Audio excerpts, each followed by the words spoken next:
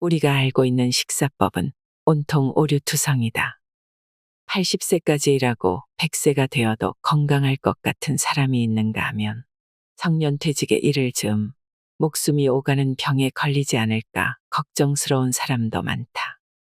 예를 들어 40세 전후의 직장인 100명이 있다면 그중 20%가 건강상류층이고 나머지 80%는 안타깝게도 건강하류층이다. 그 격차를 40대 때는 좀처럼 자각하지 못할 수 있다. 그러나 50대에 접어들 무렵부터 현실적인 질병으로 나타난다. 나는 당뇨병 전문의로 지난 38년 동안 20만 명이 넘는 환자를 진료해왔다. 당뇨병 환자들을 보면 한창 일할 나이에 직장인이 많은데 사실 당뇨병이 있으면 심장병이나 뇌질환, 암이나 치매 등 온갖 질병에 걸리기 쉽다. 그렇기 때문에 의사나 환자는 당뇨병을 치료하는 데만 전념하면 안 된다.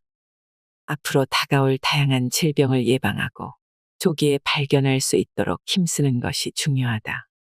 우리의 건강 격차가 크게 벌어지고 있다. 건강 격차를 초래하는 것은 어김없이 매일 먹는 식사다. 의사가 가르쳐주는 최강의 식사 교과서. 오늘 소개해드릴 책은 식사가 잘못됐습니다. 입니다. 동일한 현대의학을 배운 의사끼리도 다른 주장을 하는 경우가 많습니다. 어떤 의사가 양심이사일까요? 저는 각종 영양제나 수술 등 돈의 카르텔을 따르는 의사보다 우리 실생활에서 예방하고 치료할 수 있는 방향을 알려주는 의사가 더 양심적인 의사 아닐까 합니다. 보통의 양심이사라고 불리우는 사람들은 같은 분야에서 종사하는 상당수의 의사나 영양학자들로부터 비난과 멸시를 받습니다. 왜 그럴까요? 오늘 말씀드릴 내용은 의과대학에서 배운 지식으로 수많은 환자들을 직접 치료하면서 얻은 경험으로 보완한 결과물입니다. 더 이상 무슨 설명이 필요할까 합니다. 바로 시작하겠습니다. 고지혈증 환자들 중에는 고지방 식품을 즐겨 먹는 사람보다 탄수화물 중독 상태인 사람이 더 많다. 따라서 고지혈증 치료 식단은 탄수화물, 특히 당류 섭취를 줄이는 데 역점을 둬야 한다. 고지방 식사를 통한 콜레스테롤 섭취가 혈중 콜레스테롤 수치에 미치는 영향은 10%에서 20%에 불과하기 때문이다. 모든 사람이 건강식품이라 여기는 과일을 과다 섭취하면 비만으로 이어진다는 사실은 많은 연구 결과들이 뒷받침해준다. 최근 실시한 국민건강 영양조사에서도 한국인은 과일 섭취량이 늘어날수록 비만이 증가하는 것으로 나타났다. 과일은 분명 건강식품이다. 하지만 탄수화물이 많이 들어있어 다량 섭취하면 몸에 해로울 수 있다. 이처럼 우리가 알고 있는 식사에 대한 상식은 틀리거나 최신 정보가 반영되지 못한 것들이 많다. 의사로서 환자를 진료하다 보면 환자를 고통스럽게 만드는 병을 치료하기 위해 의사가 해줄 수 있는 것이 많지 않다는 사실을 절감하게 된다. 합병증으로 심부전증과 심장질환을 앓고 있는 당뇨병 환자나 몸의 한쪽만 쓸 수 있는 편마비가 온 뇌경색 환자, 그리고 말기암으로 고통을 받는 환자에게 해줄 수 있는 치료는 극히 제한적일 수밖에 없다. 그런 의미에서 현대인이 고통을 받는 많은 질환들은 그 원인이 되는 생활 습관을 사전에 교정하는 것이 최선이고, 그 중에서도 식단과 식습관을 바꾸면 대부분 병을 예방할 수 있다. 식사의 새로운 상식. 환자들은 대부분 건강에 좋다고 알려진 식품은 무조건 내 몸에도 좋을 것이라 생각한다. 하지만 몸에 좋은 과일이나 메밀 속에 탄수화물도 많이 먹으면 혈중 인슐린 수치를 높여 비만, 당뇨, 고지혈증 등의 만성 질환을 유발한다는 사실을 아는가? 세간의 상식과 달리 섭취 열량을 따져 먹는 것보다 당류 섭취를 줄이고 양질의 단백질, 채소와 함께 건강한 기름을 섭취하는 것이 최고의 건강관리법이다.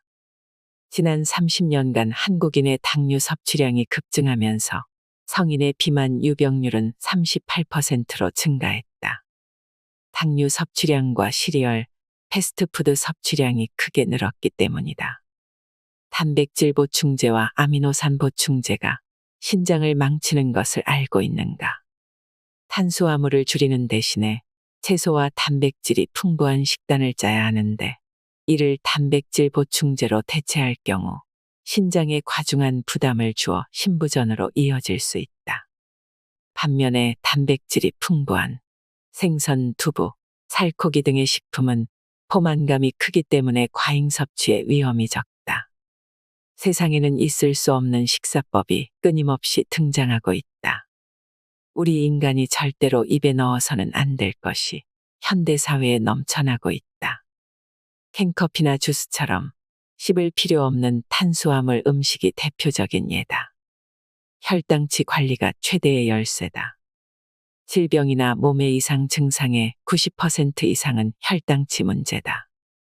혈당치가 지나치게 높거나 급격하게 오르락내리락하면 우리 몸은 심각한 손상을 입는다. 매일 아침 갓 짜낸 오렌지 주스를 마시고 집을 나선다는 30대 남성. 과연 그 주스 안에 얼마나 많은 당이 들어있는지 알고 있을까? 일을 시작하기 전에 에너지 음료를 마셔 원기를 불어넣는다. 영양을 생각해 매일 아침 시리얼을 먹는다. 칼로리를 고려해 지방이 많은 음식은 늘 삼간다. 근육을 만들기 위해 단백질 보충제를 섭취한다. 자칭 건강에 신경 쓰는 사람들이 갖고 있는 이런 습관은 그야말로 병에 걸리기 위한 노력이라 해도 무방하다. 나이가 들면 몸에 무엇을 넣을 것인지, 식사를 어떻게 관리해 나갈 것인지를 잘 판단해 최선의 선택을 해야 한다. 여기서 건강 격차의 갈림길이 시작된다. 인체의 메커니즘을 따르는 최강의 식사. 높은 혈당치가 비만을 낳는다. 소조감부터 암, 치매까지 만병의 근원. 이제 혈당치라는 말은 웬만한 사람이면 다 알고 있다. 직장에서 실시하는 건강검진에서도 공복 혈당치나 최근 한두 달 사이 혈당치의 추이를 보는 당화혈색소 수치를 재는데 이런 수치가 높으면 당뇨병이 의심된다. 그런데 이 혈당치가 사실은 당뇨병뿐 아니라 건강 상태의 모든 것을 결정한다 해도 과언이 아니다. 살이 찐 것은 기름진 음식을 먹었기 때문이 아니라 혈당치가 올랐기 때문이다. 거꾸로 혈당치를 낮출 수 있다면 고기를 먹든 튀김을 먹든 살이 찌지 않는다. 살찐 사람이 의사에게 살을 빼라는 말을 듣는 것은 비만이 만병의 근원이라는데 의심의 여지가 없기 때문이다. 뇌질환이나 심장질환, 암, 치매 등 무서운 질병은 모두 비만과 관련이 있다. 한편으로 당뇨병 환자는 이런 질병에 걸리는 비율이 높은 것으로 밝혀졌다. 다시 말해 애초에 혈당치가 높다는 것 자체가 몸에 온갖 나쁜 일을 일으키는 것이다. 혈당치가 높으면 면역력이 떨어지는 데다 몸속에서 최종당화 산물이라는 유해물질이 만들어져 여기저기에서 노화가 진행된다. 혈당치가 높으면 혈관과 내장은 물론 피부 등 외모까지 상하고 만다. 또 혈당치가 안정되지 않으면 초조감, 졸음, 권태감, 욕지기, 두통 같은 불쾌한 증상도 생긴다. 그야말로 혈당치는 건강관리의 가장 큰 열쇠라고 할 수 있다. 지적인 직장인이 근거 있는 건강법을 실천하고 싶다면 혈당치를 조절한다라는 명제를 명심해야 한다. 혈당치를 조절하려면 무엇보다 식사에 유의할 수밖에 없다. 그런데 지적인 직장인들 다수가 탄수화물이 듬뿍 들어있는 마실 필요도 없는 음료수를 들이킴으로써 아침부터 혈당치를 대폭 올린다. 현대인의 다수가 탄수화물 중독, 혈당 스파이크가 일으키는 불쾌감.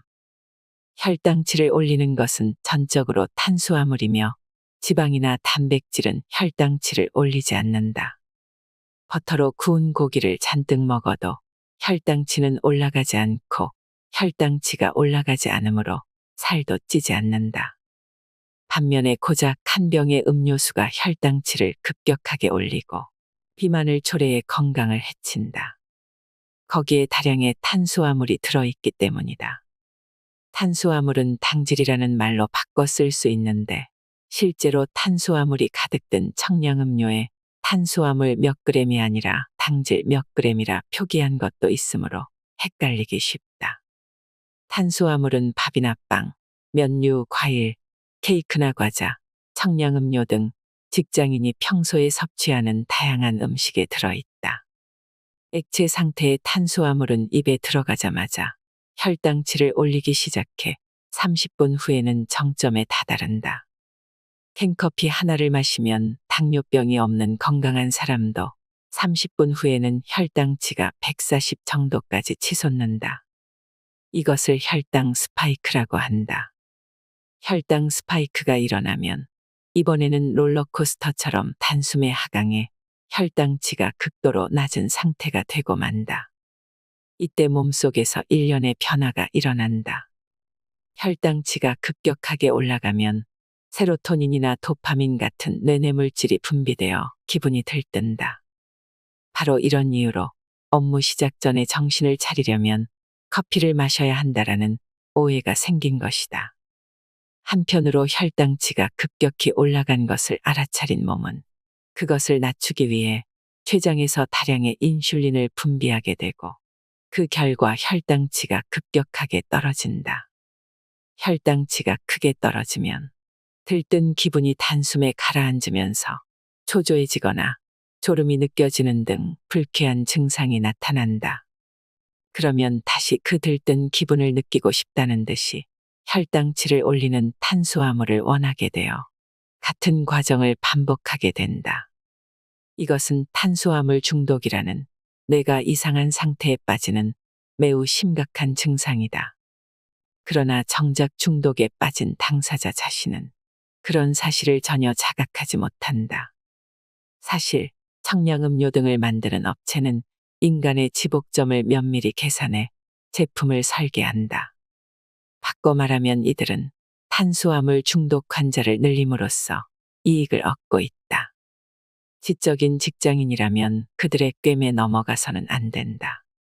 평소 건강검진에서는 어떤 이상도 발견된 바 없고 일반적인 당부와 검사로는 밝혀지지 않았지만 사실은 이렇게 위험한 혈당치의 변화에 노출되어 있는 사람이 많다.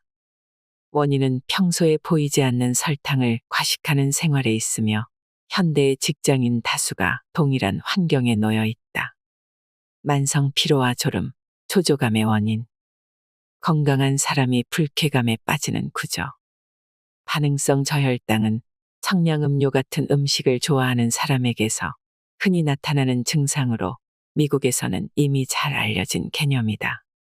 반응성 저혈당의 증상은 만성적인 피로감을 비롯해 졸음, 불안, 두근거림, 의욕부진, 어지럼증, 욕지기, 두통, 초조감, 눈의 따끔함 등 다양한 형태로 나타난다. 하나같이 금세 주저앉거나 느닷없이 화를 내는 현대인의 모습에 비춰보면 납득할 만한 증상들이다. 요즘 졸음이 마구 쏟아져서 큰일이야. 도무지 집중할 수가 없어라며 고민하는 독자에게도 짚히는 데가 있을 것이다. 특히 아이들은 이런 음료에 중독되기 쉽다. 10대의 중증 당뇨병에 걸리면 30대가 될 무렵에는 투석을 받아야 할지도 모른다. 반응성 저혈당은 이런 비극의 서막이라는 사실을 명심하기 바란다. 아침에 눈을 뜨면 몸이 몹시 나른하고 설탕이 당긴다. 설탕을 섭취하면 뇌가 맛있다고 느낀다. 행복감이 느껴지고 45분쯤 기분이 들뜬다. 아이 같아지기도 한다. 그 후 다시 몸이 나른해져 집중력이 떨어지고 초조해진다. 다시 설탕이 맹렬하게 먹고 싶어진다. 그야말로 설탕 중독 그 자체다. 식품회사가 숨기는 불편한 진실. 기업 논리에 의해 만들어지고 묵인된다. 원래 청량음료는 미국에서 옥수수가 지나치게 많이 생산된 것을 계기로 만들어졌다고 한다.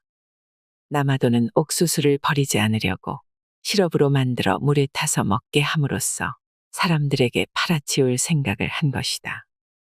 당시 그들은 시럽의 양을 얼마나 넣어야 혈당치가 올라 지복점에 이르는지도 면밀히 계산했다. 다시 말해 기업의 이익을 위해 일부러 중독을 만들어낸 것이다. 미국에서는 돈에 팔린 학자가 비만을 부르는 것은 설탕이 아니라 지방이다라는 설을 퍼뜨리고 있으며 지금도 그것을 믿는 사람이 전 세계에 존재한다. 우리 병원 환자 중 한 사람은 키우는 고양이에게 매일 달콤한 빵을 주곤 했다. 고양이가 빵을 좋아했기 때문이다. 하지만 얼마 지나지 않아 그 고양이는 당뇨병에 걸려 죽고 말았다. 질병을 연구하고 그 근본 원인을 추적하면 거기에는 어김없이 설탕이 있다. 일찍이 미국에서는 당뇨병이나 심장병의 증가는 육류 같은 기름진 음식을 많이 먹기 때문이라 생각했다. 이런 이유로 사람들은 섭취하는 지방의 양을 줄였지만 변함없이 비만인 사람이 늘고 있다. 청량음료, 피자, 햄버거 같은 음식을 통해 탄수화물을 지나치게 많이 섭취하기 때문이다. 36년간 조사에 발견한 장수의 비결. 곤도 박사의 실험과 최신 연구의 공통점. 공통적으로 지적되는 것이 채소를 많이 먹으면 오래 산다. 밥을 많이 먹으면 일찍 죽는다. 육류나 생선 같은 동물성 단백질은 적당히 섭취하고 콩의 식물성 단백질은 적극적으로 섭취하는 것이 좋다라는 점이다. 20만 명 이상의 임상 경험으로 찾아낸 추천 식사법. 살찌는 원인은 육류도 지질도 아니다. 살이 찌는 주된 원인은 탄수화물이다. 기름을 듬뿍 써서 조리한 육류나 생선은 먹어도 살이 찌지 않는데 밥을 먹으면 쉽게 살이 찐다. 칼로리와 비만은 무관하다. 흔히 비만의 기미가 보이는 사람에게는 칼로리를 제한하라고 한다. 하지만 식사량을 줄이며 칼로리를 제한하더라도 허기에 시달릴 뿐 큰 효과를 기대하기 어렵다. 비만은 혈당치가 올라감으로써 일어나는 현상이며 혈당치를 올리는 탄수화물을 삼가면 자연스럽게 살이 빠진다. 이것이 비만의 진실이다. 이른바 칼로리설을 주장하는 영양사는 소비 칼로리보다 섭취 칼로리를 줄이면 살이 빠진다고 하지만 우리 몸은 그렇게 단순하지 않다. 만약 그것이 진실이라면 애주가는 모두 뚱보가 되었을 것이다. 알코올은 하나같이 고칼로리니까. 지방은 먹어도 살찌지 않는다. 지방은 과식하면 변으로 배출되어 의외로 몸속에 남지 않는다. 반면에 탄수화물은 100% 몸속에 흡수된다. 질 좋은 기름을 섭취하는 것은 매우 중요한 일이다. 쓸데없이 지질을 피하다 보면 도리어 건강을 해치고 만다. 지방은 살이 찐다라는 오해는 버리자. 콜레스테롤 수치는 식사로 바뀌지 않는다. 콜레스테롤 수치가 높으니 달걀이나 육류는 삼가세요. 40 가까이 되면 의사에게서 이런 말을 자주 듣게 된다. 특히 여성이라면 폐경과 더불어 콜레스테롤 수치가 올라간다. 콜레스테롤 수치가 높다고 해서 크게 신경 쓸 필요는 없다. 왜냐하면 콜레스테롤은 대부분 간에서 만들어지고 식사에 의한 것은 10%에 불과하기 때문이다. 즉, 식사로 콜레스테롤 수치를 조절하려는 노력은 헛된 일이나 다름없다. 과식은 금물이지만 달걀이나 육류에도 우수한 영양소가 듬뿍 들어있다. 이상한 제한을 두기보다 제대로 섭취하자. 같은 양이면 모아서 한 번에 먹기보다 조금씩 자주 먹는 편이 살이 찌지 않는다. 하루 3끼가 이상적이라 하지만 사실은 5끼, 6끼로 나눠 먹는 편이 더 좋다. 중요한 것은 공복에 탄수화물을 왕창 섭취하지 않는 일이다. 과일을 건강에 매우 좋은 음식이라 생각하는 사람이 많다. 과일에는 확실히 비타민과 미네랄이 풍부하게 들어있지만 한편으로 탄수화물 덩어리라고도 할 수 있다. 확실히 밝혀두는데 과당이기에 과일은 더욱 살이 찌기 쉽다. 과일을 좋아한다면 아침 식사 마지막에 조금만 천천히 씹어 먹는 것이 좋다. 과일을 주스로 만들어 먹어서는 안 된다. 과일을 많이 넣어 탄수화물이 듬뿍 들어있는 주스를 아침에 일어나자마자 공복 상태에서 마시는 것은 최악이다. 지쳤을 때 단 것을 먹으면 역효과가 난다. 운동은 식후에 바로 하는 것이 좋다. 탄수화물을 먹으면 혈당치가 올라가지만 식후에 바로 운동을 하면 혈당치 상승을 억제할 수 있다. 이런 이유로 운동은 식후에 바로 하는 것이 효과적이다. 한때 공복 상태에서 운동을 하면 지방이 탄다는 말도 떠돌았다. 하지만 공복일 때 운동을 하면 그 후 다시 배가 고픈 상태에서 폭식하게 되어 혈당치가 급격히 상승한다. 몸에 좋은 음식. 올리브유는 거의 100% 좋은 음식이라 생각해도 좋다. 빵이나 파스타 같은 탄수화물과 올리브유를 함께 먹으면 혈당치의 상승을 억제할 수 있다. 다만 그 품질은 따져볼 필요가 있는데 엑스트라 버진 올리브유가 좋다. 호두, 아몬드, 캐슈너트, 개암, 피스타치오 등의 견과류에는 비타민과 미네랄, 식이섬유와 불포화 지방산 등 몸에 좋은 성분이 가득 들어있다. 당뇨병이나 심장질환을 비롯해 다양한 질병을 예방해 장수에 기여하는 식품이다. 건강을 생각할 때 콩은 완벽한 식품이다. 콩에 많이 함유된 이소플라본은 항산화 물질인 폴리페놀과 동일한 작용을 해 유해 물질인 AG를 낮춘다는 것은 익히 알려진 사실이다. 통풍의 직접적인 원인이 되는 요산의 상승을 억제하는 효과가 있다는 점도 밝혀졌다. 두부나 나토 같은 콩 제품은 매일 먹어야 한다. 블루베리. 블루베리에는 폴리페놀의 일종인 안토시아닌이 풍부하게 들어있어 노화를 촉진하는 AG라는 물질을 줄여주는 효과가 있다. 안토시아닌은 시력을 회복해주는 효과로도 유명해 눈의 피로에 시달리는 직장인에게는 그야말로 최고의 식품이다. 블루베리는 비타민이 풍부하고 탄수화물도 그다지 많지 않으므로 안심하고 먹을 수 있다. 식초. 식초는 곡물이나 과일 등이 발효되면서 만들어진다. 식초의 혈당치를 낮추는 효과가 있다는 것은 익히 알려진 사실이다. 식품 속 AG를 낮춰주고 혈압을 떨어뜨린다는 사실도 밝혀졌다. 식초에 들어있는 구연산과 아미노산은 피로회복에 빠질 수 없는 물질이므로 더운 여름에는 특히 권장할 만하다. 살이 빠지는 식사법. 정말로 다이어트를 생각한다면 운동을 하기보다 식생활을 바꿔야 한다. 운동으로 뺄 수 있는 체중은 얼마 되지 않으니 그다지 효율적이라 할 수 없다. 운동을 하면 근육이 붙는다는 말은 사실이다. 그러나 식사를 제한하여 살을 빼면 근육이 빠진다라는 말은 거짓이다. 앞서 설명했듯이 식사로 탄수화물을 제한하면 일단 글리코겐이 모두 사용된 후에 지방이 연소되기 때문이다. 우리 몸을 망치는 5대 탄수화물 식품. 악성도 1위. 캔커피와 청량음료나 주스 등. 애초에 인간이 살아가는데 전혀 필요가 없는 식품들이다. 탄수화물 중독에 빠졌기 때문에 마신다는 점을 깨닫고 하루빨리 물리치기 바란다. 악성도 2위. 설탕이 든 과자.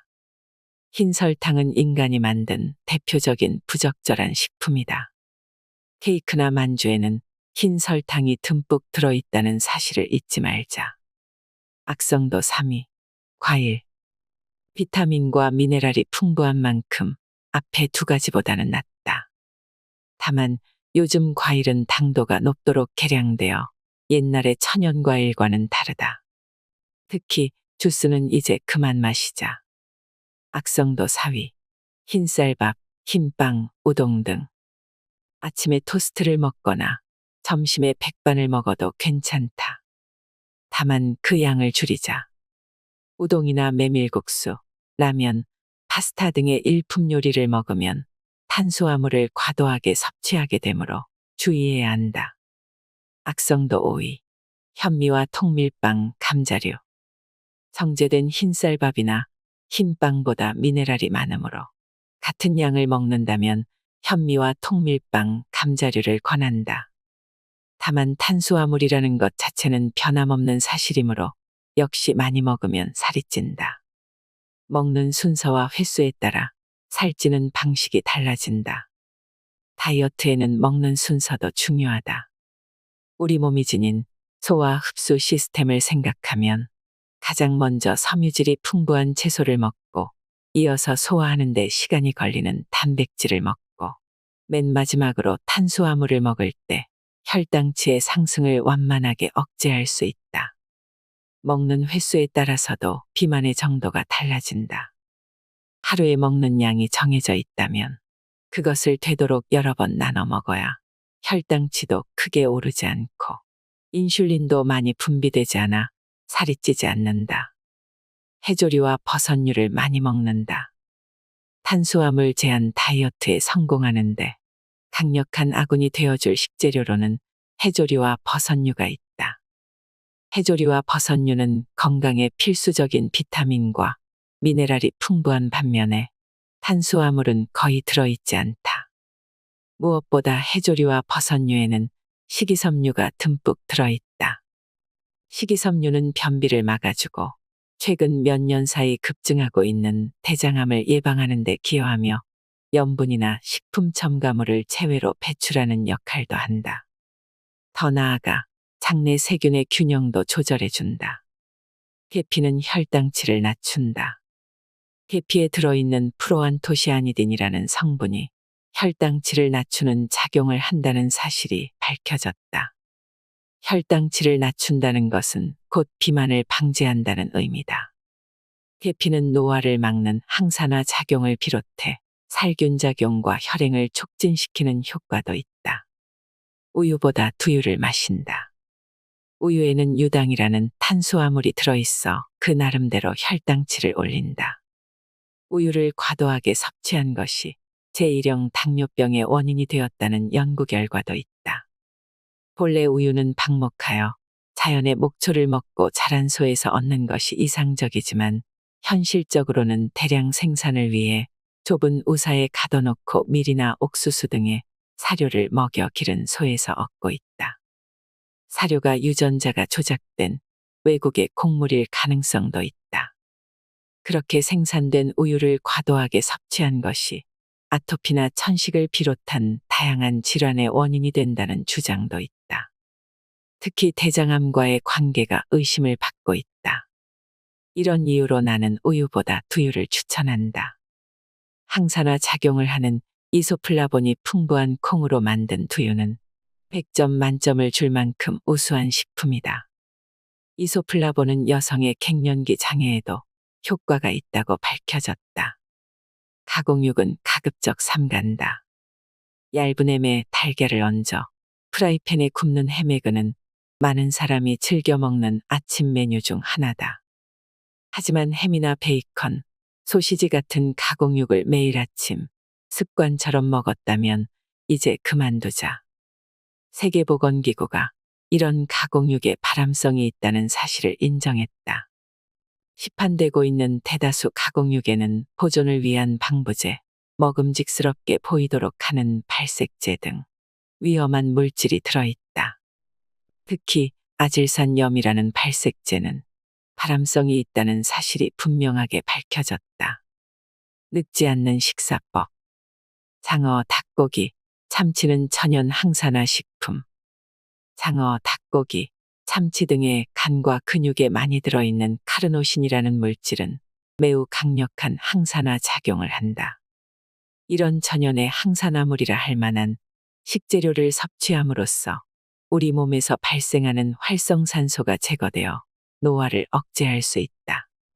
콜라겐은 먹어도 효과가 없다. 콜라겐은 입으로 먹으면 효과가 없다. 입으로 들어간 콜라겐은 소화되어 모두 아미노산으로 분해되어 흡수되므로 몸속에 남아있지 않는다. 지방을 먹었다고 배에 지방이 늘어나지는 않는 것과 마찬가지로 콜라겐을 먹었다고 몸속에 콜라겐이 늘어나지는 않는다. 몸속에서 합성되어 만들어지는 것을 바깥에서 보충하는 어리석은 행동은 하지 말자. 병에 걸리지 않는 식사법. 위장에 칠알만 채우면 장수한다. 배가 부를 때보다 칼로리를 30% 줄인 기아 상태에 가까울 때 장수 유전자가 활성된다는 사실이 밝혀졌다. 장수 유전자가 활성화되려면 반드시 배가 70%쯤 찼을 때 끝내고 혈당치가 기준치 안에서 안정되도록 관리해야 한다. 딱딱한 음식을 꼭꼭 씹어 먹는다. 고령자에게는 건강을 유지하려면 음식을 잘 씹어 먹어야 한다고 장려하는데 한창 때인 사람들에게도 잘 씹어 먹는 것은 중요한 일이다. 씹는 행위는 단순히 음식물을 잘게 부수기 위한 것이 아니다. 씹어서 먹음으로써 뇌에서 다양한 지령이 내려져 위와 췌장 등 소화, 흡수에 관련된 모든 장기가 몸으로 들어오는 음식물을 맞이할 채비를 하고 일련의 작업을 멋들어지게 해치우는 것이다. 텔레비전 미식 프로그램에서는 리포터가 걸핏하면 부드러워요, 입에서 녹아요를 연발하는데 그것이 음식에 대한 칭찬이라 생각한다면 건강을 몰라도 너무 모르는 것이다. 더 딱딱한 것을 먹자.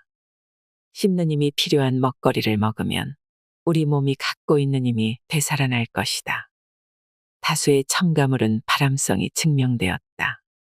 감미료, 착색료, 보존료, 발색제, 표백제 등이 들어있는지 확인하자. 슈퍼마켓에서 한 봉지씩 포장해 파는 잘게 자른 채소에는 살균제로 차염소산이 사용된다. 차염소산은 회전초밥집에서도 애용한다. 첨가물 중에서도 가장 질이 나쁜 것이 발색제다. 햄이나 소시지 등 가공육에 많이 쓰이는 아질산염은 분명하게 발암성을 지적한 물질이다. 인공감미료가 설탕보다 더 위험하다. 당뇨병 환자나 살이 쪄서 걱정인 사람들 사이에서 인공감미료가 애용되고 있다. 그러나 인공감미료는 설탕 이상으로 위험한 물질일 수 있다. 건강한 사람이 인공감미료를 꾸준히 섭취하면 장내 세균의 균형이 무너지고 인슐린이 포도당을 처리하는 능력인 내당능이 떨어져 당뇨병에 걸릴 수 있다는 연구 결과가 발표되었다. 크론병, 알레르기, 류머티즘 등이 생긴다는 사실도 밝혀졌다. 인공감미료 외에도 과당 포도당 액당, 액상과당, 이성질화당 등으로 표기된 감미료에도 주의해야 한다. 이들 감미료에는 시판되는 청량음료에도 쓰인다. 먹는 방법에 따라 장내 환경이 바뀐다. 장내 세균에는 유익한 균과 유해한 균이 있는데 유해한 균의 비율이 늘어나면 여러 가지 병이 생긴다. 유해한 균을 줄이고 유익한 균을 늘리는 데 중요한 역할을 하는 것이 음식이다. 장내 세균이 즐겨 먹는 것은 수용성 식이섬유다. 다시마, 미역 등의 해조류나 곤약에 풍부하게 들어있다. 한편 채소에 많은 불용성 식이섬유도 꼭 필요하다. 이 두 가지 모두 균형 있게 섭취해 장의 환경을 양호하게 유지해야 한다. 장수하는 사람들의 생활규칙. 비만과 노화, 질병을 예방하는 슈퍼푸드 콩류를 많이 먹는다. 다양한 채소를 고루 먹는다. 하루 350g의 채소를 먹는다. 비탈길을 걷는다. 허리와 다리를 단련하는 운동을 한다. 평생 일을 놓지 않는다.